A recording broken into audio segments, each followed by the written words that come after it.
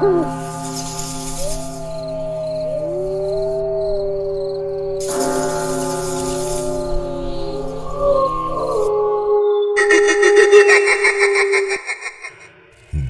ready to be scared with Bhoy.com.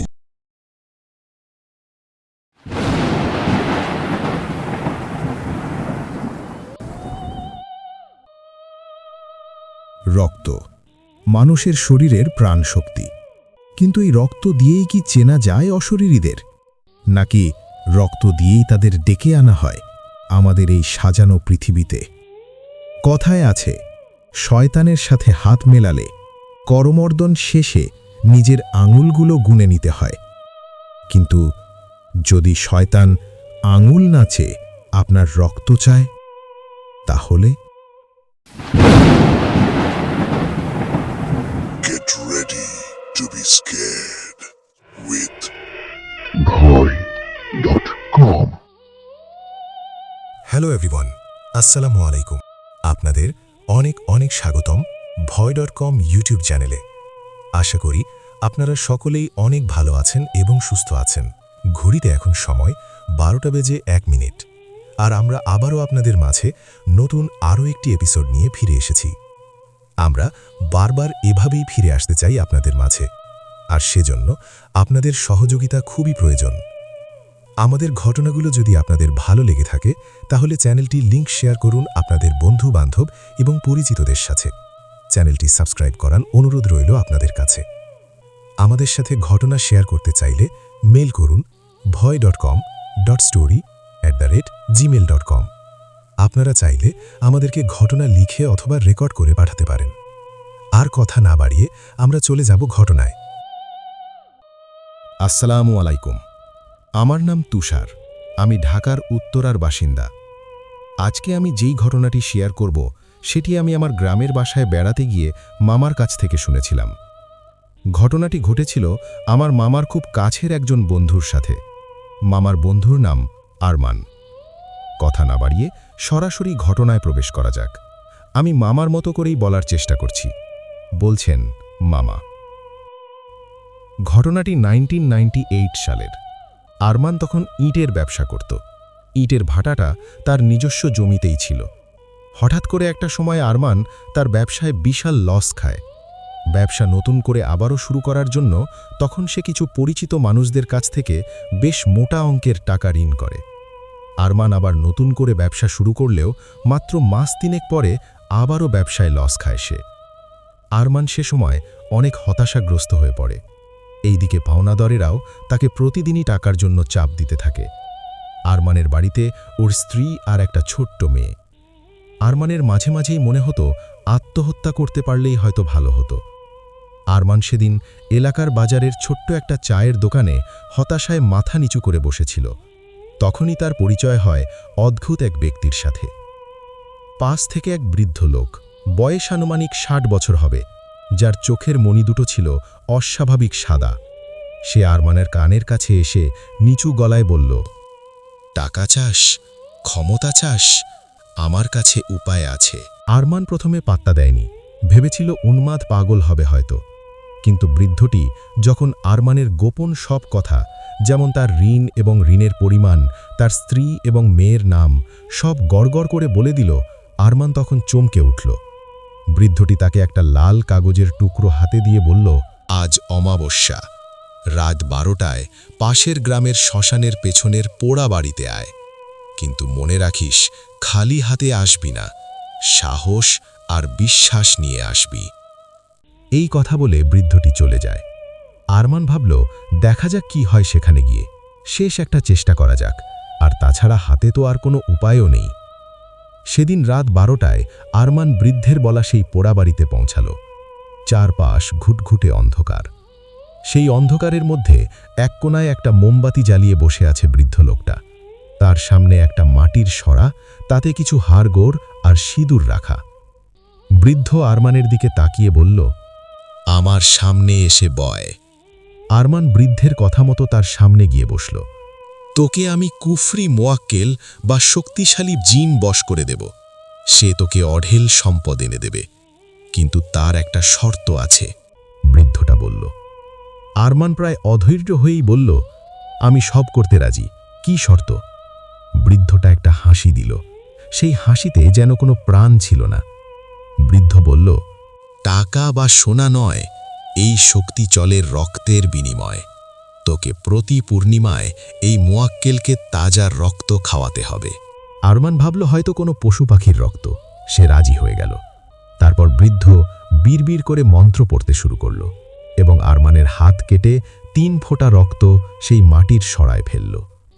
মুহূর্তের মধ্যেই চারপাশ কেঁপে উঠল, বাতাসও অদ্ভুতভাবে ভারী হয়ে আসলো। হঠাৎ আরমানের কানের কাছে কেউ একজন ভারী গলায় বলল, চুক্তি সম্পন্ন হলো। তার কয়েকদিন পর থেকেই আরমানের ভাগ্য যেন খুলতে শুরু করল। আরমান একটা লটারির টিকিট কেটেছিল এবং লটারিতে সে একটা মোটা অঙ্কের টাকা পায়। আরমান তার পাওনাদারদের টাকা মিটিয়ে দিয়ে আবারও ব্যবসায় মন দিল। এবার তার ব্যবসায় বেশ ভালো লাভ হতে শুরু করে।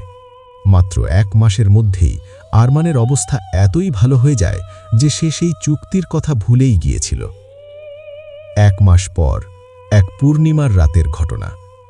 আরমান তার বিছানায় ঘুমাচ্ছিল। হঠাৎ তার ঘুম ভাঙল তীব্র বুক ব্যথায়। সে চোখ খুলতেই দেখল তার বুকের উপর এক ছায়ামূর্তি বসে আছে। অবয়বটা মানুষের মতো, কিন্তু চোখ দুটো জ্বলন্ত কয়লার মতো লাল। ছায়ামূর্তিটি আরমানের দিকে তাকিয়ে বলল, আমার ক্ষুধে পেয়েছে, আমার পাওনা মিটিয়ে দে। আরমান ভয়ে চিৎকার করতে চাইল, কিন্তু পারল না। তার মুখ দিয়ে কোনো শব্দ বের হলো না। ছায়ামূর্তিটি হঠাৎ আরমানের হাত কামড়ে ধরল। আরমান অনুভব করল তার শরীর থেকে রক্ত শুষে নিচ্ছে অবয়বটি। সে জ্ঞান হারায়। সকালে জ্ঞান ফিরলে আরমান দেখে তার হাতে গভীর কামড়ের দাগ, কিন্তু কোনো রক্ত নেই, আর তার শরীরটা অস্বাভাবিক দুর্বল।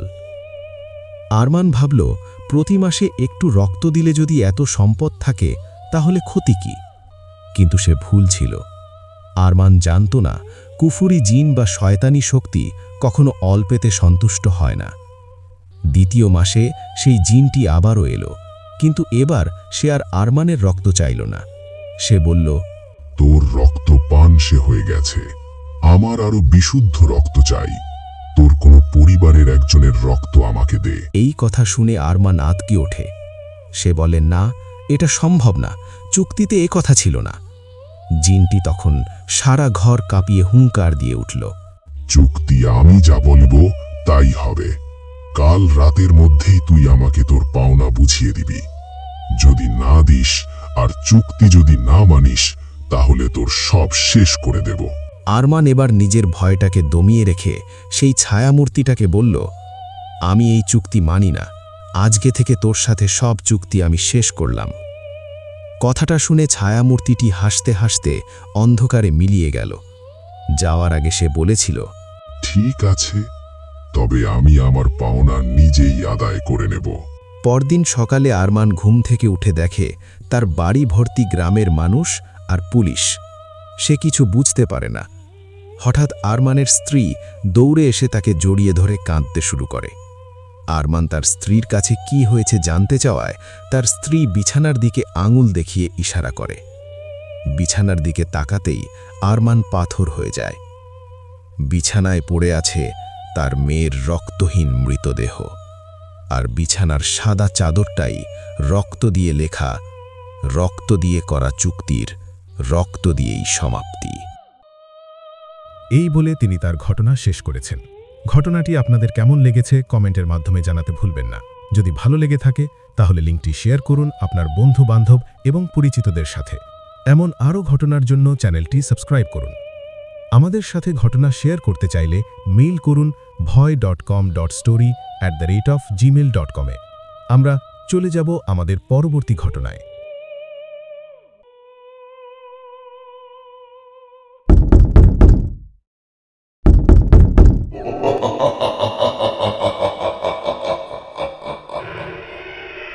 Bhoy.com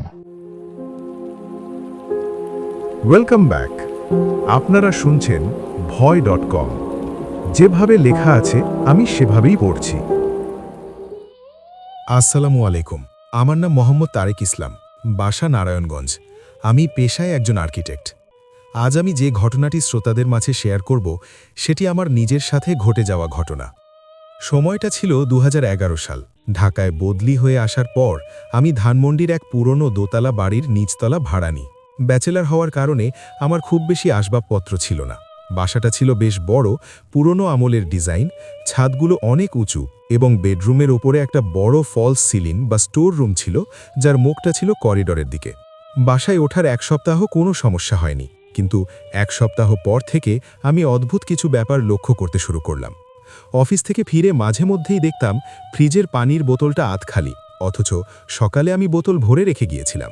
কখনো বা দেখতাম বিস্কুটের বয়ামের ঢাকনা আলগা। ভেবেছিলাম হয়তো কাজের বুয়া এসব করছে। আমি বুয়াকে কড়া ভাষায় জিজ্ঞাসা করলে বুয়া কসম খেল সে এসবের কিছুই জানে না। ঘটনা বাড়ল আরও কিছুদিন পর। এক রাতে আমি গভীর ঘুমে আচ্ছন্ন। ঘুমের মধ্যেই মনে হলো আমার গালের ওপর ঠান্ডা বাতাস লাগছে। আমি উঠে বসলাম। রুমের জানালা দরজা সব বন্ধ, এসিও বন্ধ। তাহলে বাতাস এলো কোথা থেকে? আমি রুমের লাইট জ্বালিয়ে দরজা জানালা ভালো করে চেক করলাম, কিন্তু বাতাস আসার মতো তেমন কিছুই পেলাম না। আমি মনের ভুল ভেবে আবারও শুয়ে ঘুমিয়ে পড়লাম। কিন্তু আসল আতঙ্ক শুরু হলো তার পরের দিন থেকে, আমার ল্যাপটপ নিয়ে। আমি ল্যাপটপ সবসময় স্লিপ মুডে রেখে অফিস যেতাম। একদিন অফিস থেকে ফিরে ল্যাপটপ অন করতেই দেখলাম ব্রাউজারে গুগল সার্চ হিস্ট্রি খোলা এবং সেখানে সার্চ করা হয়েছে ঘুমন্ত মানুষের গলার শিরা কাটলে কতটা রক্ত বের হয়। এসব দেখে আমার হাত পা ঠান্ডা হয়ে গেল।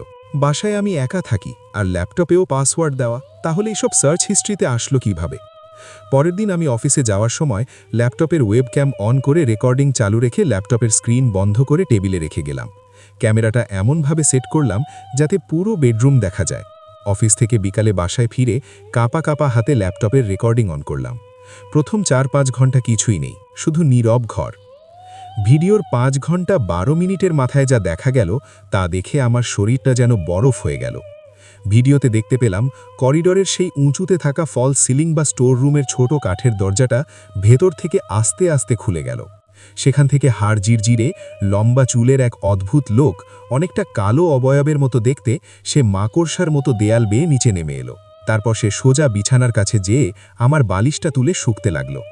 সবচেয়ে ভয়ের দৃশ্যটা ছিল ভিডিওর শেষের দিকে। সেই কালো অবয়বের মতো লোকটা সরাসরি ল্যাপটপের ক্যামেরার দিকে তাকালো। তার চোখ দুটো একদম সাদা, সেখানে কোনো মনি নেই। সে ক্যামেরার দিকে তাকিয়ে ফিসফিস করে বলল, আমি জানি তুই আমাকে দেখছিস। তোর অনেক সাহস, তাই না? আমার জায়গা দখল করবি? আজ রাতই তোর শেষ রাত হবে। বাঁচতে চাইলে পালা, পালা এক্ষুনি এখান থেকে। আমি আর এক মুহূর্ত দেরি না করে বাড়ির মালিককে ফোন দিলাম। বাড়ির মালিক আসার পর আমি সব ঘটনা খুলে বললে সে একটা ছেলেকে মই দিয়ে সেই ফলস সিলিং বা স্টোর রুমে ওঠালো, কিন্তু সেখানে কিছুই নেই। তারপর আমি তাকে ভিডিওটি দেখানোর জন্য ল্যাপটপ হাতে নিতেই সেটা আর অন হচ্ছে না। অনেকক্ষণ যাবৎ অনেকভাবে চেষ্টা করার পরেও ল্যাপটপ অন হলো না। আমি সেদিনই বাসাটি ছেড়ে একটি হোটেলে উঠে পড়ি। পরবর্তীতে অন্য একটি নতুন বাসায় ফ্ল্যাট ভাড়া নিয়ে সেখানে শিফট করি। তারপর থেকে আমার আর কোনো সমস্যা হয়নি। এই বলে তিনি তার ঘটনা শেষ করেছেন। ঘটনাটি আপনাদের কেমন লেগেছে কমেন্টের মাধ্যমে জানাতে ভুলবেন না। যদি ভালো লেগে থাকে তাহলে লিঙ্কটি শেয়ার করুন আপনার বন্ধু বান্ধব এবং পরিচিতদের সাথে। এমন আরও ঘটনার জন্য চ্যানেলটি সাবস্ক্রাইব করুন।